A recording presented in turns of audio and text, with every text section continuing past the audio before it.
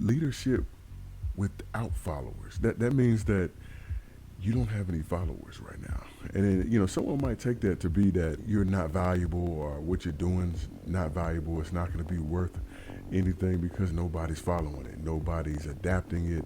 Nobody's doing it. But, I would have you to think differently today because, I really believe that there's periods of time to where you're not going to have followers, especially if you're really pioneering and you're really going after these new dimensions and new things, new pathways. You're not going to have followers going down these new paths. It's not going to be something that's going to be already laid out, like a laid out path. It's going to be something that you are blazing your own. You're not going to have followers during these moments. And so I want to talk about that because anytime you're building something new, you're creating something new, well, nobody's done it before. So no one really knows you're pivoting. You're in those moments by yourself, right? You're going to be by yourself as a leader, going forward on something and pioneering something no one's ever seen before. We are going to talk about leadership without followers. So, we're challenging that conventional notion.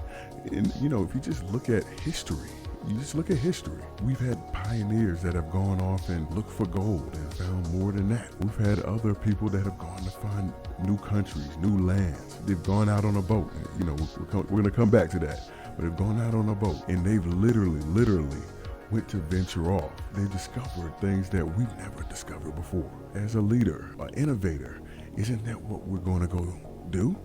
We're trying to do that every day. We're trying to venture off into these new paths that lead to new lands because, hey, it might lead to gold, right?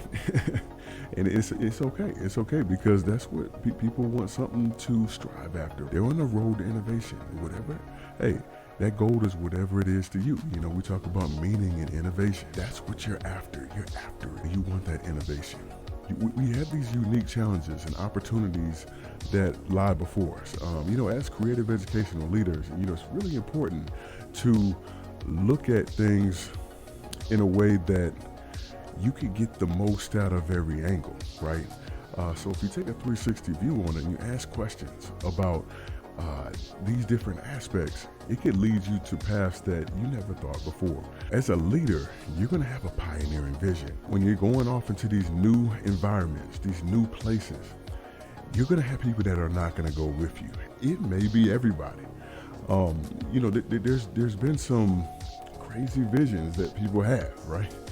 Crazy visions that when you first hear them, you kind of dismiss it because you're like, well, what is this? How could this actually happen? I bet that happened the first time somebody pitched the internet, right? Literally, they're thinking, how are we all going to be able to connect if I'm from here and you're from there? They probably weren't able to just understand it. So when you look back on history, there's things that happen, there's things that are built that you are amazed that happened and that were built because you really didn't see it. You didn't see it. When you're pursuing this vision that maybe you won't have followers for, you need to make sure to have resilience because, it's a lot to really not have the support around you because I know some leaders need the support. And so if they don't have the support, they don't go down that way. But what if you had not only a good idea, not only a great idea, but a God idea, and you knew you had to do it, and you had a purpose behind you, and you had a passion, and you had a will, not your will, but God's will behind it. And so what if you did? Would you go ahead and embark on it alone? We're going to talk about this in a second because there's some biblical leaders such as Noah who literally built an ark without rain anywhere in sight. And not only that, it hadn't been rain for some time. And, people were literally looking at him like, what are you doing? Why are you building this ark for your family? But it was the Lord that told him. We're going to see it in the scripture. We're going to go to Hebrews 11:7, and where it states, by faith, Noah, when warned about things not yet seen, in holy fear, built an ark to save his family. By his faith, he condemned the world and became heir of the righteousness that is keeping with faith. Guys, this is powerful. This is powerful because let's just break this down. By faith, Noah, and like I said, that the Lord imparted that into his spirit. By faith, Noah, when warned about things not yet seen. Are you telling me that you can be warned of things not yet seen? I mean, a lot of times people go off of what they see. They go off of what they see. These things not yet seen. I mean, could it be that these things not yet seen are not only important, but could be related to your destiny? But when warned about things not yet seen, in holy fear, built an ark to save his family. And so an ark, a boat, and we come back to the boat, right? To save his family. It hadn't rained in so long. I mean, if you go back and get the context of this, hadn't rained in so long. So people are kind of like, why are you building this? Because we're not seeing it. We're not seeing it. We're not seeing it, right? So things not yet seen. Other people are not seeing it, but Noah sees it. By his faith, he condemned the world and became heir of the righteousness that is in keeping with faith. And so, this is a righteous act. A righteous act. And we're talking about keeping with the faith and going on that path with no followers. Just think about it. No followers. A lot of people wait for followers. They're literally waiting to see what everybody else thinks. Let's see what everybody else thinks. But what if, by faith, no followers, you struck out on a path, on a direction that was led by God? It was a God direction, a God idea, a God thought. By faith. What if you didn't have followers? Leadership without followers. So, creative educational leader, what if you led no followers? You started building it. You started creating it and building it like the ark, right? You started building it. People are going to laugh at you. They're going to laugh at you. They're literally going to laugh at you because they're like, we don't see it. Things not yet seen. Not yet seen. And you're building it. You're building it. They can't see it. Nobody can see it. When they see the ark, they're going to laugh. But hold on. What about the flood? What about the flood? So, if you know anything about this story in the Bible, there's a flood. And that's what this ark is being built for. Things not yet seen. Not yet seen. The Lord doesn't tell us everything about what's going to happen. It's not like he told Noah everything. He just put it in his spirit to build it. Is there anything that's in your spirit to build? Think about it. Think about it. I mean, we're in education to where we deal with people, literally people. Is there something in your spirit to say, to build, to create, to enact, to lead? And are you waiting for followers? Or are you starting to build it? No followers.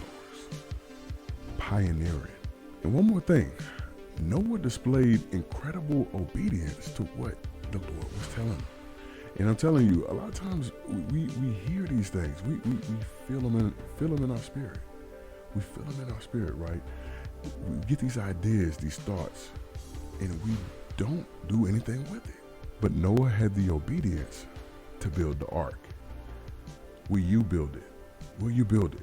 And so, creative educational leaders, when you're in your school, your building, your classroom, just think about this, that leadership isn't always about who's following you, but it's about vision, conviction, paving the way for transformative change. We want to make transformative change in our buildings, in students' lives. We want to transform them. We want what we're bringing to their lives to transform it. We want to pave the way for that. So it's not always about followers. I want you, creative educational leader, to embrace your role as a visionary, as a trailblazer, as a pioneer. We're literally creating the future of education. We're embarking on new territories, new ways of thinking, new ways of doing, molding not only our students' lives and minds, but our own minds and our own lives. Just because you don't have followers now doesn't mean there won't be followers later. Just think of the people that wish they had built their own ark. Just think of it. You know, after they had laughed at Noah and then the flood came, they were wishing, I wish I had built an ark for my family. The flood is coming. Are you building what you need to be building now? Are you distinguishing yourself? Are you asking the right questions? As we are in this workforce, the flood for us is the fourth industrial revolution. This is where AI, autonomous robots, machines, they're going to be overtaking not only the workforce as a whole, but I want to bring it closer to you. It's going to be overtaking our workforce. Just think about it. We need to be consistently innovating our thinking and what we're doing for students. That flood for us is coming, and you need to be prepared for it. When you're ahead of the curve, when you're an innovator, you're going to see this. You're going to see it. But here's the thing. The followers will come. And as a true creative educational leader, you've got to know that embarking on new territories, new paths, new ways of thinking, and leading into the unknown where no one follows you initially, trust me, they're going to follow. And not only are they going to follow, they're going to reach that transformative change that they've been wishing in their lives. And speaking of change, I've got something for you. I've got something for you that you could have today. It's the Thought Innovation Checklist. 10 questions for creative educational leaders. And these 10 questions can take you from that problem you're facing to innovation. Because all innovation starts with a question. Questioning, hey, does this still have to be the way it is right now? And that's what we're not doing today. We're not asking questions. I wanted to just inspire you to keep pushing the boundaries of innovation in education. As a creative educational leader, you have to have courage and perseverance, because if you're doing a different thing like building an ark when no rain is even happening, then you got to be able to persevere through that time where people are pushing against your innovation, your thinking, your new ideas. And I'm telling you, you got to be able to persevere. So thank you guys for being here today. I enjoyed our time together. I look forward to seeing you soon on the road to innovation.